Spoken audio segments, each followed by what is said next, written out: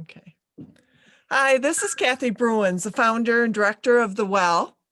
And I am so excited that tonight I get to speak with two keynoters for the next conference, Eva Marie Everson and Zena Dell. And I am sure this is going to be a very interesting conversation. So you folks, you will not want to miss it. So first, let me tell you a little bit about what The Well is. It is a ministry for creatives. And what I mean by that is writers and speakers, actors, marketers, publishers. We're hoping to expand into music soon. But we have an artist, I can't forget that. But God has really been growing the ministry so fast, and I'm just trying to keep up. So our keynoters, like I said, are Eva Marie Everson, and she is a wonderful CBA award-winning author and a great speaker and has won tons of awards and has gone to 1 million, I'm not exaggerating, 1 million conferences. Feels like it. And she is the president of Word Weavers International. So I welcome you, Eva. Thank you. And we have Zena Dell. And I met Zena some years ago, I think at the Florida conference, the first time I met her. Mm-hmm. And always been impressed by all of your knowledge of the screenwriting arts. And Zena actually is, yes, a screenwriter and an actor and a director and a producer. And she has a business called the Mission Ranch. Mission Ranch Films, yes. Mission Ranch Films. And that is a service to screenwriters, correct? Or all writers? Well, actually, Mission Ranch Films is an independent production company. The service to artists is called the Storyteller's Mission. Oh. So, but they're, it's, they're part of the same deal. It's all me, but one is more for teaching and instruction and education and podcasts. And the other one is about film production. Awesome. Awesome. Thank you for clarifying that.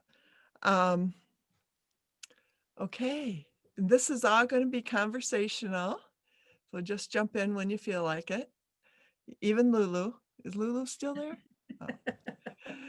Anyway, like I said, you both have so much experience. And as keynotes, you are going to be speaking to a multitude of creatives. So as you think about that, what thoughts or inspirations come to mind that you want to share with them to help them take those next steps into their journey to become everything they need to be? Eva, do you want to go first? Sure, I can go first. When you stand up on a stage in front of everybody at a conference versus being in a workshop where you're a little more one-on-one, where you have that opportunity to take questions and look at the work they're doing. I love giving, hands-on assignments while I'm in my workshops, but as a keynote speaker, you're speaking to everyone. And a lot of times I feel that with that comes this just great responsibility to make sure that I'm listening to what God is saying to me. This is the message that needs to go to these people. So even when I'm asked, like, will you give a keynote? Yes. Then it's, what will you speak on? Or will you speak on this topic or around this topic? I always like to go at it in prayer, because sometimes I think, oh, I'm supposed to speak on this. And then as we're kind of getting closer, suddenly something will happen. And I just feel like God is saying, I want you to move over in this direction. And it's always the right thing to do. But, it's like, that there is someone who needs to hear that inspiring word right then and there. And so it's more about inspiring and giving them that shot in the arm that says, yes, you can do this. Yes, you can continue to do this, because a lot of times what we find is people come into the general sessions and they're worn out and they're weary, and they've already made up their minds. This is my last conference. I'm not doing this anymore. I'm tired. And then they get that shot in the arm, and that's exactly what they needed. So you look at it from that perspective, like, what can I say? What can I do? How can I relay this message that is going to feel like that shot in the arm, that inspiring message that is going to get them up out of their seats and on to the next thing that God wants them to do. Then you go into the workshops, and that's more about craft and the details of craft, but this is about inspiration. Mhm. Oh, I can't wait to hear it. Well, and I agree with everything Eva said. And I will just add that for me, I was excited to be able to be asked while Eva is also one of the keynotes, because the combination, I think, of the two, I've known Eva for years. She's one of my favorite people, actually, and especially in the conference circle. I mean, I adore her, and I respect the snot out of her. Can I say that? Yeah. But part of the reason I was excited is because Eva and I believe, and I should probably just speak for myself, but I don't think for myself that I'm just a feel-good speaker. Mhm. What I mean by that is that I believe there's a little bit of a calling like a prophet or something like that in a keynote, because you're actually bringing truth to bear. And sometimes it's challenging. In fact, I feel like that's part of what I have been called to do, is not just give the feel good message that everybody wants, but the inspiration comes out of real truth that's being communicated in a way that actually can radically change and challenge a direction that maybe somebody's been going. And I've had that happen, and it's very exciting, because what happens is we get in our own way. We think we know where we're going. We think we're on the path that we're supposed to be. And then all of a sudden, somebody speaks that truth to us, and the veil is parted, and the scales fall from our eyes, and we're able to finally see clearly a vision that God has for us. So I think that Eva and I will make a good team, in the sense that we are both truth tellers, sometimes to our own detriment, because it can be hard to hear the truth. Right. But I think that's exciting too, because when there's truth, it means everything's real. There won't be fantasy. It'll be real. It means God will truly equip us to fulfill whatever truth he's calling us to fulfill. Mhm. It is very much like she just said. It's very much like being a prophet, because prophets didn't always, the biblical prophets did not always get to say the things they wanted to say. They had to say the hard things. And sometimes that's what we're called to do as well. When we're keynote speakers, we're not just there to entertain. You have like a banquet speaker, they're often there to entertain. But when you're a keynote speaker in this kind of setting, you're there, like Zena said, to give those hard truths. And sometimes there are truths that we're speaking out of our mouths, but they're also going into our own ears. Yes. True. And so, there are times when I'm in the middle of a keynote and something will come out of my mouth, and I'll think, well, where did that come from? It wasn't in my notes, but it was like a hard truth I needed to hear as well as to say. I love it when God does that, because it really is him. It's we can plan all we want. We can have our notes. We can think about it. We can rehearse it in our head. But it ultimately, for me, I when I get up there, I'm like, okay, God, take it. And sometimes it's my words, and sometimes it's not at all what I plan to say. That's okay too. That is. I think that when that happens, it brings an authenticity to what you are saying, and it shows the audience that God is there.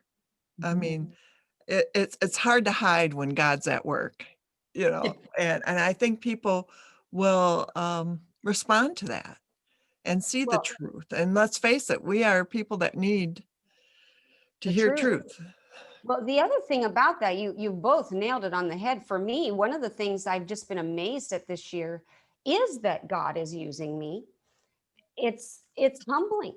I had a friend tell me recently, because of the storyteller's mission and some of the stuff that's going on there, that he said, Zena, I see you as really having a voice to impact culture. He said, I think you're going to change things in the entertainment industry. And I was like, oh my gosh, that's too big. I don't want to hear that. Because it's scary. It's scary. The responsibility, as Eva started with, it is a responsibility. And I am constantly humbled that God should see fit to use me, a broken vessel. But he does. And I'm just grateful. I'm just grateful. And I'm here to serve. It's just kind Yeah, of nice. and you know what, Zena, that's the only vessels God can use. Or the vessels. Amen. This is true. And Yeah. isn't that an encouragement to the Yes. attendees too? They think they're too broken. God can't use them. And that's just not true. It's just, And I've heard Zena speak many times in a keynote situation, and she's heard me as well. But one of the things that I do love about when she presents is that she brings that vulnerability. She's not afraid to say, this is where I messed up. This is where God found me. This is truth, but it's not just truth for you, it's truth for me as well. And I like it. I mean, even when it comes out of me, it is a little bit disheartening sometimes to think, okay, God, I know I've got to get up there and say, hey, I'm not perfect either. And, and show that vulnerability, show that place of brokenness, and then how God used it. That to me is just as important as any words we can possibly say. It's just getting up there and being real. And for your conferees, I'm just going to say it right out loud. They're going to love that about Zena, because she gets up there. She's about as real as anybody can be. And I always look forward to being in the audience when Zena is speaking. Oh, thank you, Eva. Well, it's mutual, of course. I thank you. I'll send you a check later. aha. I'm learning to just receive it. I'm trying to learn to just say thank you instead of, oh, no, because that's what we do, right? We feel awkward sometimes when people say nice things about us. And I don't know where that comes from, but I know that that's something I struggle with, to just receive it. So I'm trying to just, thank you. I will receive that. Thank you. It's an honor. It's an honor when somebody comes up and says those things to us.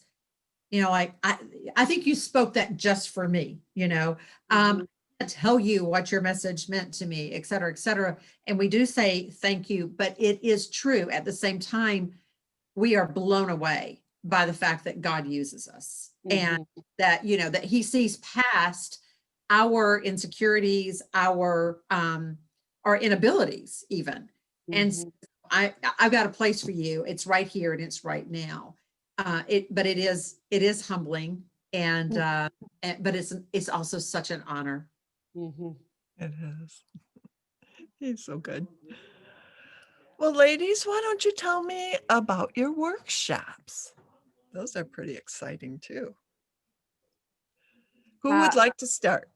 Zena goes Eva. first because I just spoke. That's true. That's true. Let's be fair. Well, I'm actually going to be teaching something different this year, which I'm excited about. Usually I'm teaching classes on writing, which I love. And boy, do I love artists. I just love them of all shapes and sizes and ages. And I just love them. But this year I'm so excited because Kathy, you've invited me to teach actors. Writers that maybe need to learn some improv skills, which I'm excited about. Because the truth of the matter is, I've often said that actors can make the best writers because they can see character, because they can get into character in a way. And all stories, at the base of story, is character. Every story is a personal paradox. It's about a character going through something and arriving at the other side.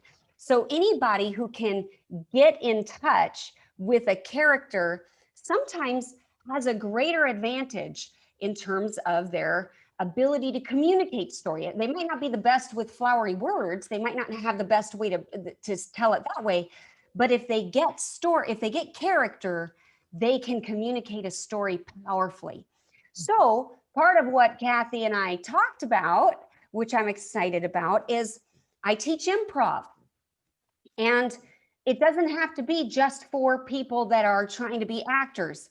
Improv is such a great thing to learn if you're a writer, because it will make you better at your craft, because you'll start getting in touch with those things that make your dialogue organic, those things that help you understand why a character would speak that at that time. All of a sudden, when you apply the principles you'll learn in the improv class, it will make everything feel more organic and real and natural in your actual scenes that you're crafting later. So I'm super excited because the class has literally been constructed and designed to give tools that can be used in the long haul. So it's not just fun for the moment, although it will be. We're going to have a blast, but they will walk away with tools that can be applied down the road that I think will vastly improve their artistic output, whatever that may be. So that's my classes.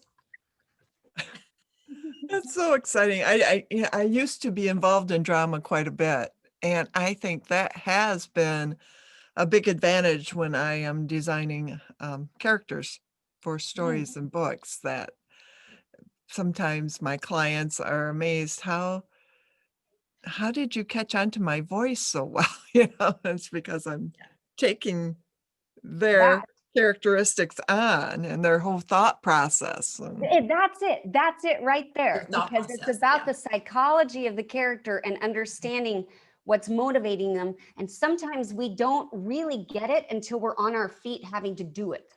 Right. So Eva, I wish you could take the class, but you'll be teaching brilliantly in another room, I'm sure. Eavesdropping into yours.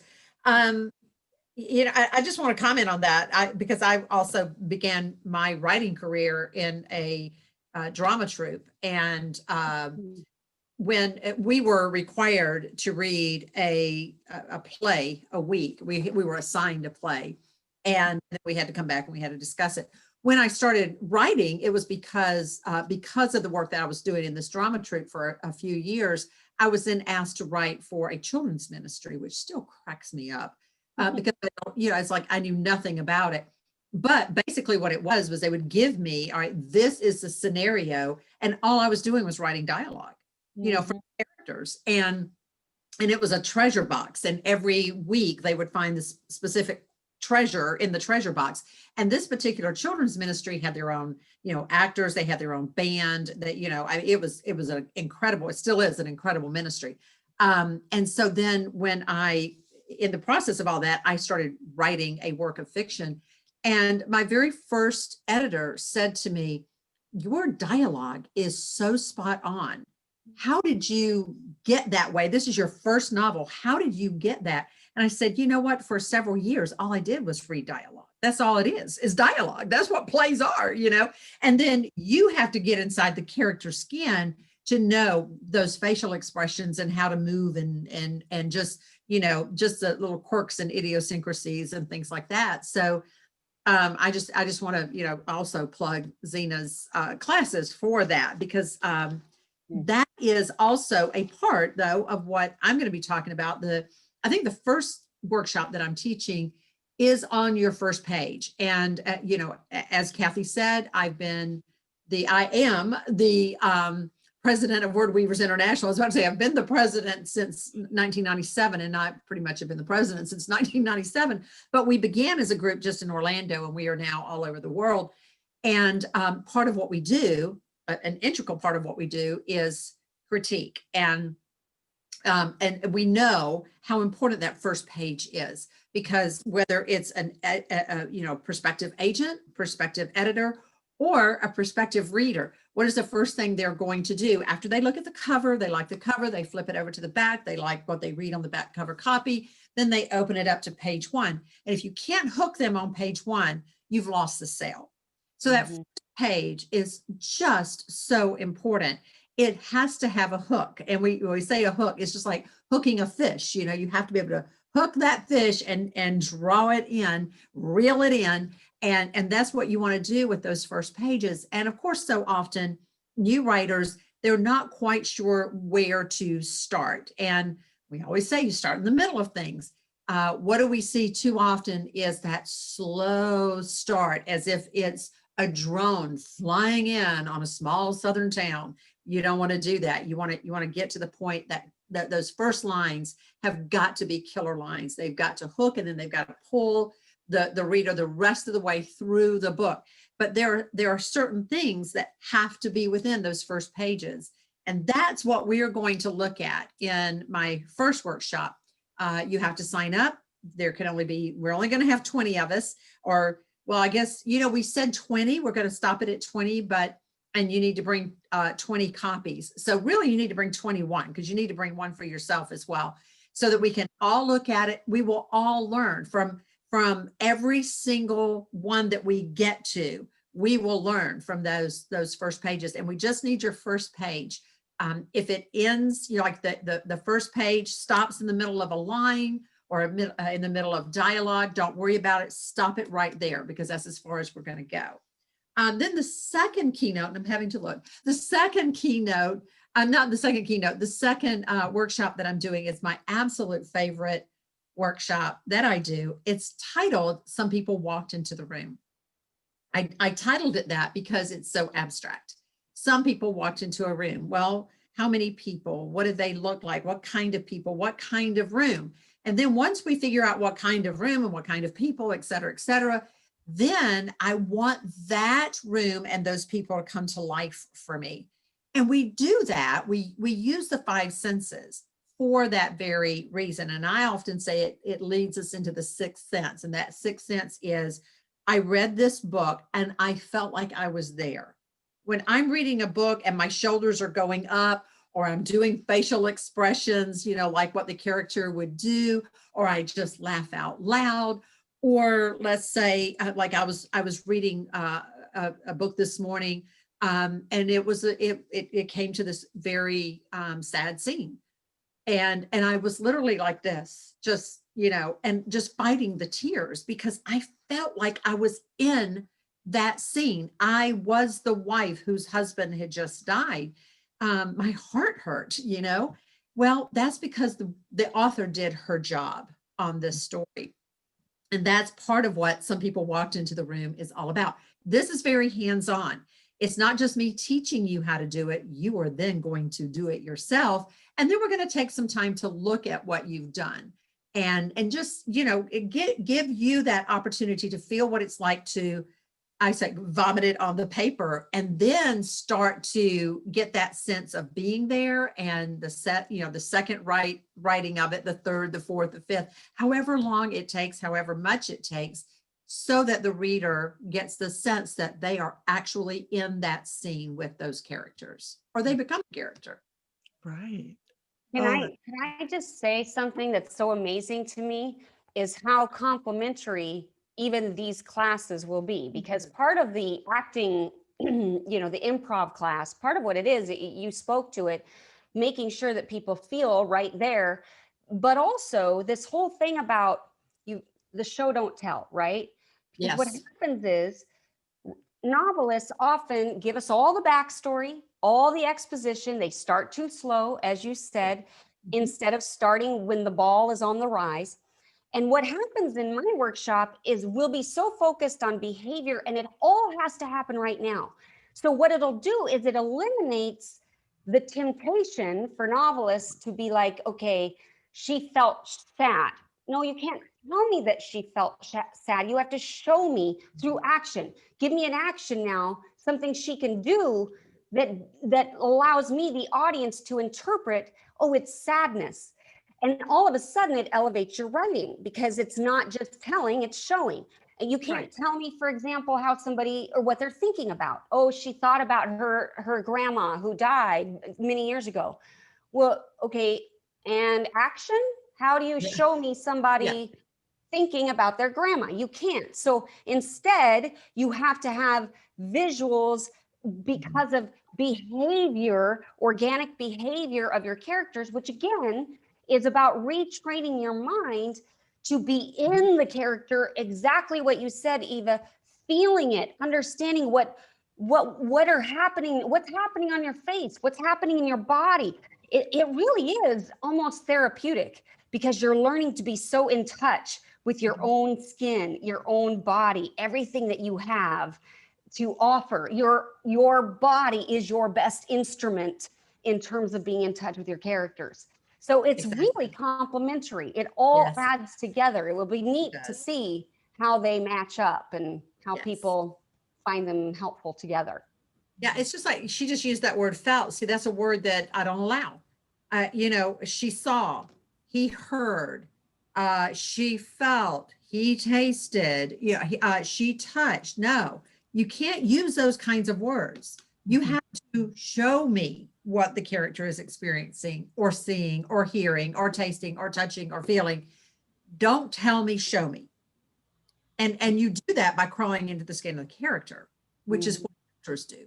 They crawl into the skin of the character. I remember hearing, and I actually talk about this from time to time, that when Daniel Day-Lewis played a character, he stayed that character through the whole film. You would not know that he was Daniel Day-Lewis until it was over, because he so crawled into the skin. And I remember reading somewhere that when he was filming Lincoln, that he had gone out to dinner one night and a reporter happened to see him. And the line that he wrote was, "For a moment, I thought President Abraham Lincoln had walked into the restaurant and taken a seat and ordered a beer," that kind of thing. And so, because he so became that character, he wouldn't leave that. He wouldn't leave it.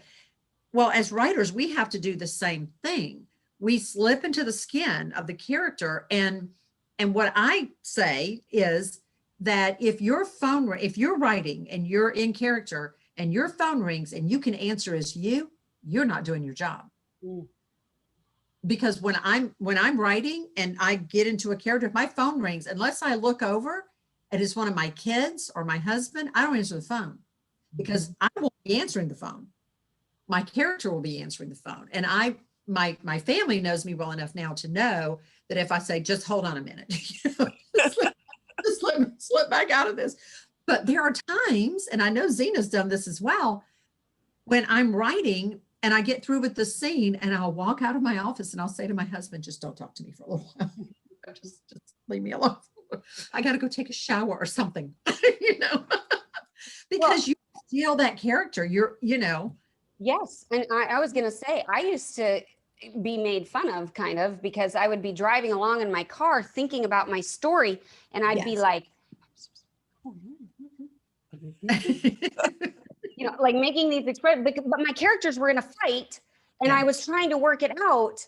And so I was both of them and I looked crazy. I'm sure I looked crazy, but it's because of embodying the characters. It's a wonderful thing to do. It's the only way I know how to do it. And I don't think there's any one right way, but there are right principles. And the principle is you have to embody the character somehow. I'd like to say two things on that. Number one, thank goodness that now we have, Bluetooth in our cars. People just think we're talking on the phone. Right. She's talking on the phone, not really. Number two, I was so into, figuring out my story. One time I was driving back from Savannah, which is the area where I grew up, coming back to Orlando. And, there's a certain place at Daytona Beach where you turn off to head toward Orlando. Well, I was so into it, planning it out, plotting it. I was speaking the dialogue for both of my characters. I know exactly which story I was writing at the time. That all of a sudden I looked over and I see this sign that said Miami. I drove all the way to Miami. I was like halfway to Miami. And I was like, oh my gosh. And I stopped. I turned around, I called my husband and I said, okay, I'm going to be about 2 hours late. Wow. Another 2 hours and, ole. So I would have been in Miami. I don't know when it would have dawned on me, but man, I was into it. That's cool. Too funny. So I won't ever feel bad if I do that. So, No. Well, if you drive to Orlando, it's a whole different ballgame, Kathy. Mm. oh, well, the conference is coming. There's a lot to do yet. Can you speak, please, a little bit on the importance of coming to a conference like this and what takeaways that conferees get from, investing? I mean, I know it takes time, it takes money, it takes energy. But what is the takeaway for them that you have experienced in all your conferences? Why is it so important? Do you want to start or do you want me to? No, you go ahead. I just finished. Okay. You know, okay, this is a tricky question in the sense that it's actually been a long time since I've attended as an attendee. Okay. I mostly now attend as faculty because I'm teaching. However, having said that, I have attended conferences in the past as a conference attendee, and being on both sides of it, I think is a fascinating thing. I really believe in conferences. I really believe in them. If I didn't, I wouldn't be on faculty. I wouldn't go even in this capacity. There is something about a conference that can invigorate, that's my dog, sorry, that can invigorate your writing, that can invigorate you as an artist. Most of us, if we're writers, we are in a lot of isolation. Maybe that's not true for some people, depending on where you live. But for me, when I was in Montana, especially, I was alone and nobody really got me. And they loved me. They thought I was zany and fun. But when I would be in that space where I couldn't talk to anybody because I was so in my head with my stories and that sort of thing, then all of a sudden those eccentricities become annoyances. And there are things about it that it's really annoying to people. And so there's a real sense, I think, of isolation that can happen when you're an artist. And there is something about being around like-minded people that get you, that get story. Even just sitting at the dinner table and getting to talk about story and talk about television shows that you love and finding out that somebody else likes them too. And now because you're both writers, you can actually talk about them in a way that you couldn't talk to just your friends who also like that story, but they're not writers, so they don't talk about it like you do. All of a sudden, it is life-giving. It is more than just learning. It is life-giving. I really believe that. It gives you that thing that God gives you to sustain you in the long, lonely, dark hours to follow. But fortunately, it's not just about community. The community is essential, but it is, and that would be sufficient. If it was just about community, it would still be sufficient, but it isn't. It is also about acquiring skills that you currently don't have that are practical and immediately applicable, that you can take into your being and use for years and years to come. Some of my very best things that I have ever learned as a writer came out of sitting under somebody else's teaching and absorbing what they had learned and passing it on to me. I would not be the writer I am today. I would not be the speaker I am today if I had not committed myself to those things. It is astonishing how life-changing that has been for me. So it's twofold. It's the community and it's the knowledge. My people are destroyed by lack of knowledge. We need the knowledge because if we don't have it, we will not be competitive in the marketplace of ideas. We will not be good enough as artists to make a difference in culture, to actually make an impact. It just won't happen. We need to be equipped. This is where we get life in both areas, in my opinion. I agree with you totally. Yeah, growing up, my dad was a graduate of the FBI Academy, and he went to work for the GBI, which is Georgia Bureau of Investigation. But every year he had to go back to a training, and the whole family got to go. It was great. But you know, while the spouses and the kids were doing fun things, the graduates of the academy were back in training, and you know, all of that, everything that is involved with that. Then I, you know, after I graduated from high school, I went to nursing school. I became a nurse, and periodically we had to go back for training seminars and that kind of thing, you know, because everything about nursing changed or medicine changed and this and that. And so you had to learn a whole new way to take a temperature. So my joke is, when I left nursing, we were still doing this to the thermometers, and now we just, you know, stick it in the ear, swipe it across the forehead, whatever. But I think that training is a natural part of any profession that you take seriously. Doctors go back into training, nurses go back into training, law enforcement agents go back into training. You know, any profession worth its salt goes back into training, and we are the same way. Wow. The industry changes, and we have to grow with it. We have to change with it. I recently went back and picked up a book that I read 25, 26, 27 years ago that I thought was the best thing since sliced bread. And I'm reading it and I'm thinking, oh my gosh, you know, she broke this rule, she broke that rule, you know, et cetera, et cetera. But then I realized, wait a minute, that wasn't the rule then. And that's why she wasn't breaking it. She was just simply writing according to the times. We write differently today than we did 25 years ago, than we did 50 years ago, and most certainly 150 years ago. The industry changes constantly, and we need to be up to date on what that is. So that's it from the professional stand. From the inspirational stand, like Zena just said, there's just something that happens when you're with your people, you know, and you can talk about the things that you have questions on, or your doubts, even your insecurities, or the areas that you think, okay, God is leading me in this direction, especially when we have something like the well. This is not just about training. This is also about a spiritual thing that happens, because we connect the spirit to our writing. We connect God to our writing. We know where the talent came from. We are yielding it back to him in whatever capacity that means. Many years ago, and I don't even know if this still exists anymore. Kathy, you may know. Zena, you may know. There was a conference, and I took place in it a couple of 3 times. It was called Curious, I believe, and it was up north. I want to say it was near Chicago, but it could have been in Grand Rapids. I don't know. It was up there. I've heard of that. Carios. It's the Greek word. I remember something.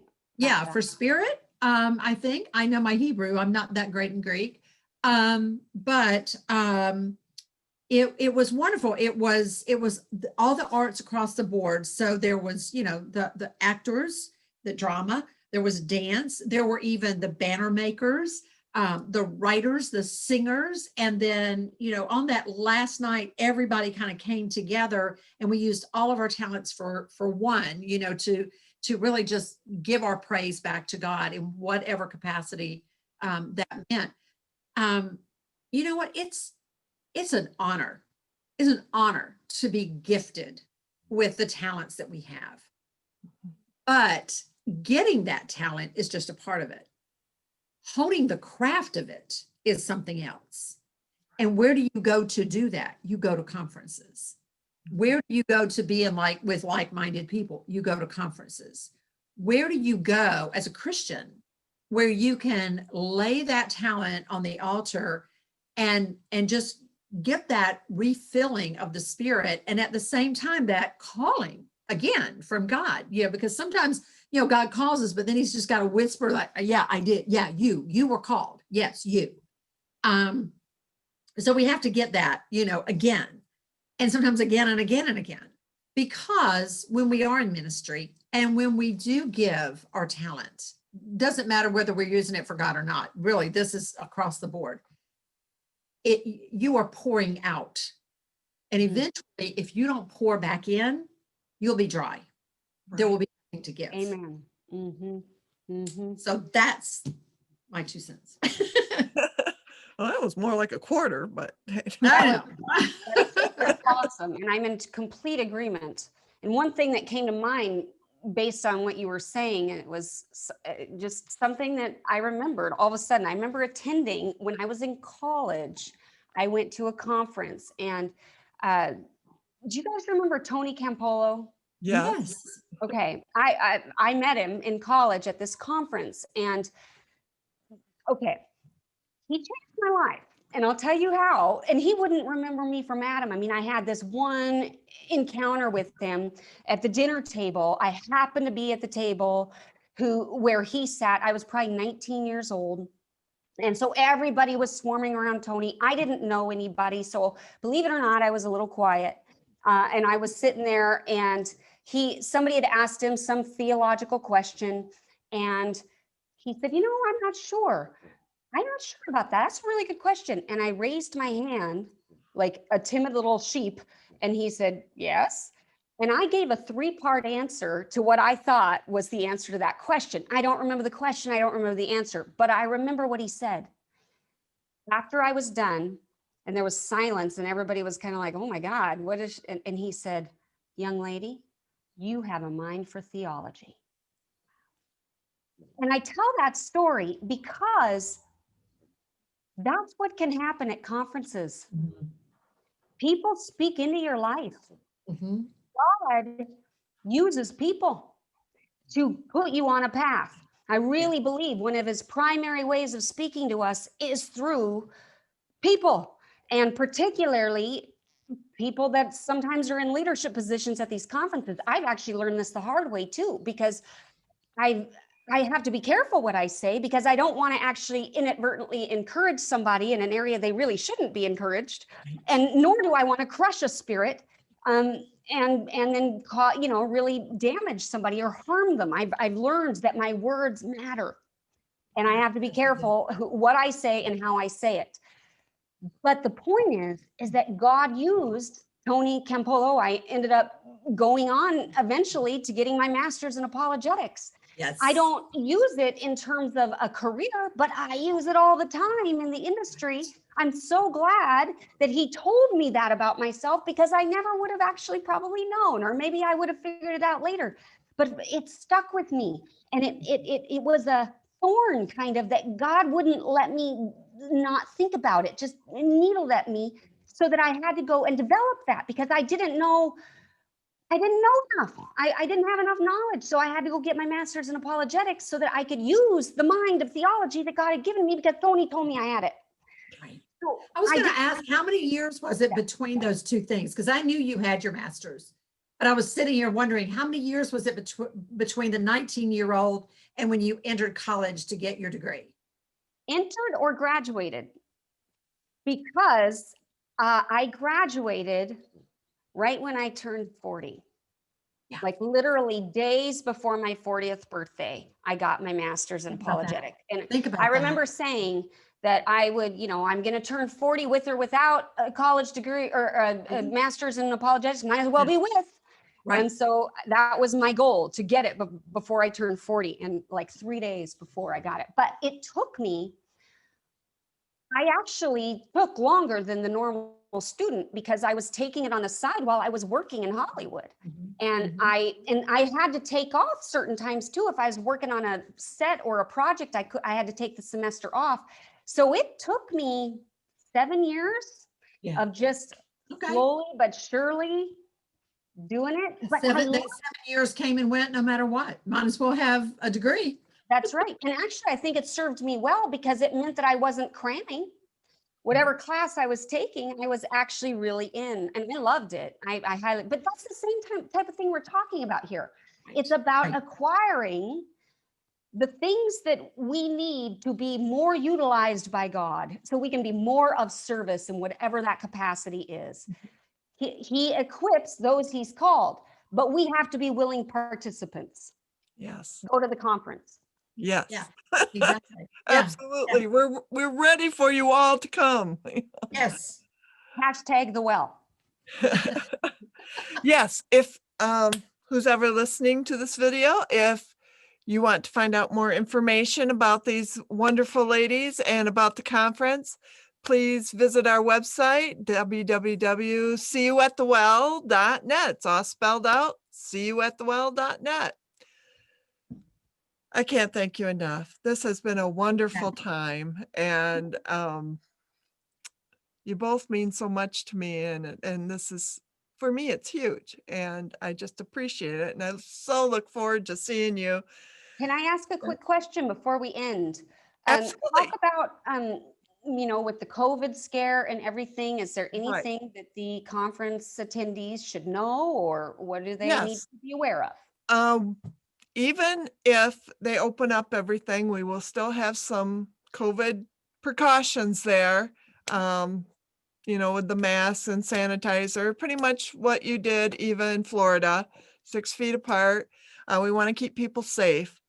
We also will have live streaming. So that will be another option. I hope everyone comes so I can see their face and everything, but I would understand if they needed to stay home, for the live streaming. So we're hoping we've got all the corners covered pretty much. We did the Florida conference. I think it was one of the first that came back to live and not streaming. And then right after that, we did the Blue Ridge conference, and we did everything we knew to do, and not a single person got sick at either conference. Not a single Praise person. God. Yeah. Yeah. And there is something to be said for being there in person. I really think that being there in person is a big deal if you can, but obviously health risks. Yeah. You have to know yourself and know what you're vulnerable to, but That's right. I love that it's going to be in person. I love it. Thank you. Well, ladies, this is the end for tonight. And like I said, I'm so thankful for you being here. Eva, I know you have a new book out called Dust that I absolutely loved. Thank you. It's coming out March 23rd. So Yes. I'll have it at the Well. You'll have it at the Well. All right. That's Zena, awesome. what are you working on right now? It took me 2.5 years to write it. So I'm pretty, 2.5 years? yeah. That's Wow. amazing. That's great. So my website for the storytellersmission.com is going to launch on the 27th of January. And I have a podcast called The Storyteller's Mission with Zena Lowe. You can find it on the podcast app of your choice. It's not to toot my own horn, but I think it's really, really good. It's for artists who want to change the world for the better through story. But it is geared towards Christians, even though it's not exclusive. Like, I don't say this is for Christians. I know that that's primarily my audience. And I think it's really important for us to acknowledge that there are things that are very much being designed and created just for us, for our sensibilities. But then also, I keep it short, 15-minute episodes. It's meaty. I don't waste your time. So check out the podcast, The Storyteller's Mission with Zena Lowe, anywhere you want. Awesome. Thank you.